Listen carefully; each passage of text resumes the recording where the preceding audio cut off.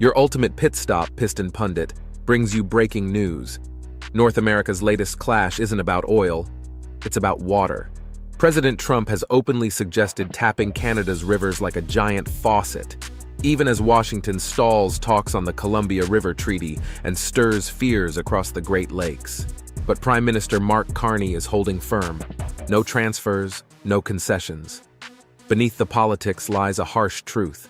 Farms, factories, chip fabs, and car plants all run on reliable water and power. From treaties to tariffs, we trace the connections. Here are the developments.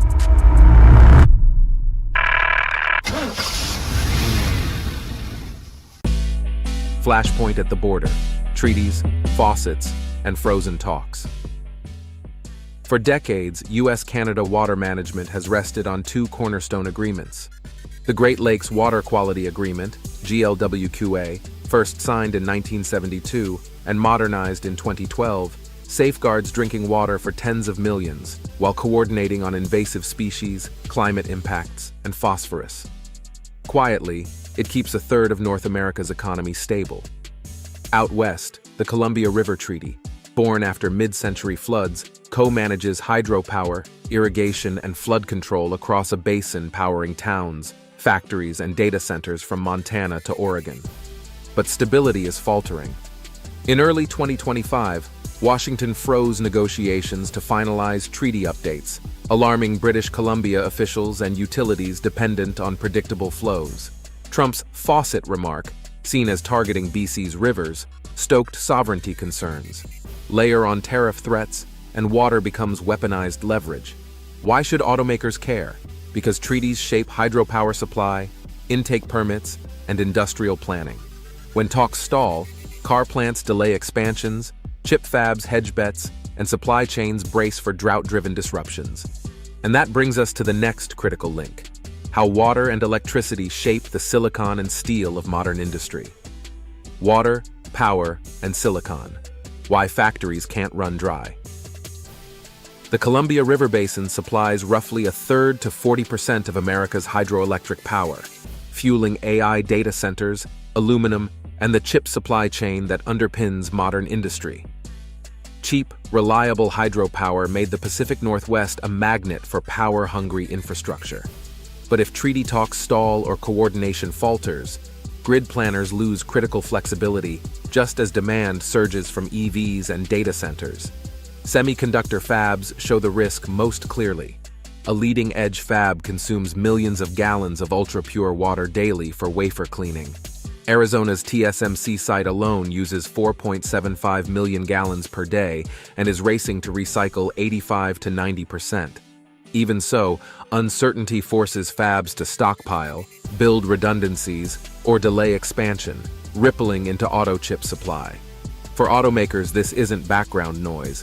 Vehicles are increasingly software-defined, loaded with sensors, inverters, and controllers. When fabs ration water, car makers ration features. The last chip crunch idled plants and stripped trim lines. Without stable treaties, manufacturers carry heavier contingency costs and face greater production risk.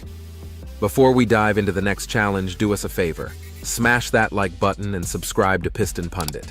It helps us fuel more updates for enthusiasts like you. Now let's steer east to the Great Lakes, where a different water battle is unfolding. Great Lakes on edge, cuts, blooms, and 40 million taps. The Great Lakes supply drinking water, shipping routes, and industry for over 40 million people. The GLWQA, updated in 2012, expanded commitments on invasive species, climate resilience, and habitat. Its strength depends on robust science, buoys, labs, models, and staff to track conditions.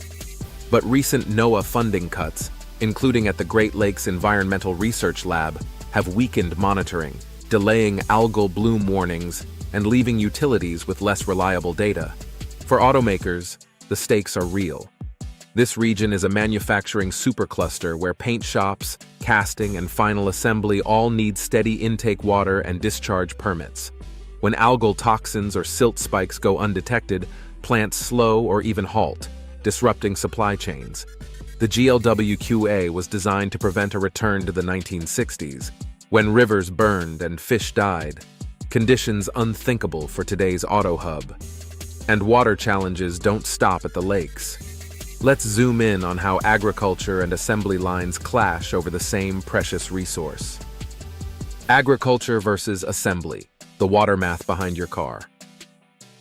Water scarcity squeezes the auto industry from both ends.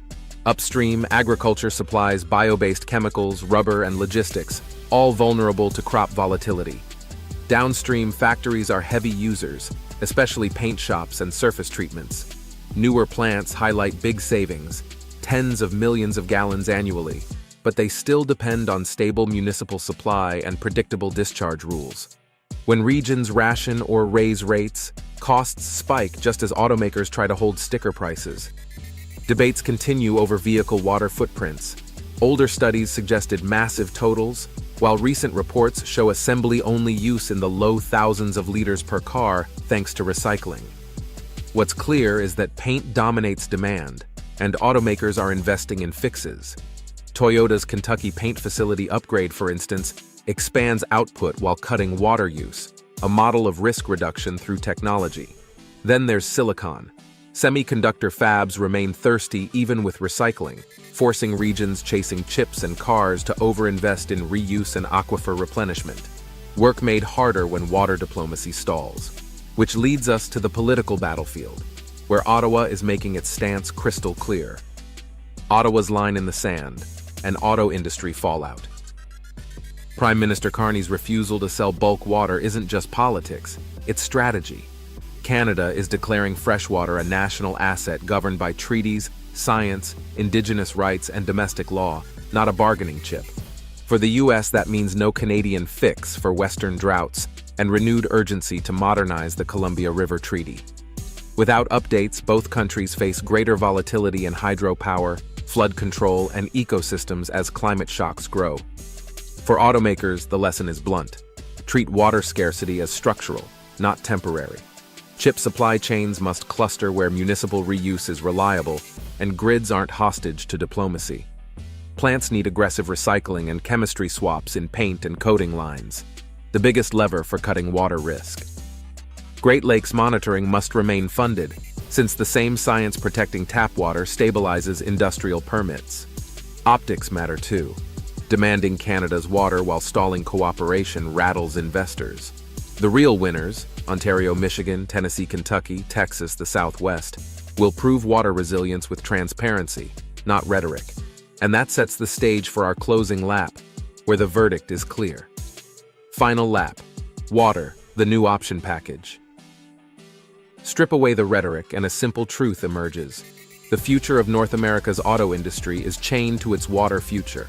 A stalled Columbia Treaty, threats to Great Lakes science, and saber-rattling over sovereignty all add hidden costs to every car, every chip, every job. Carney's defiance isn't just politics.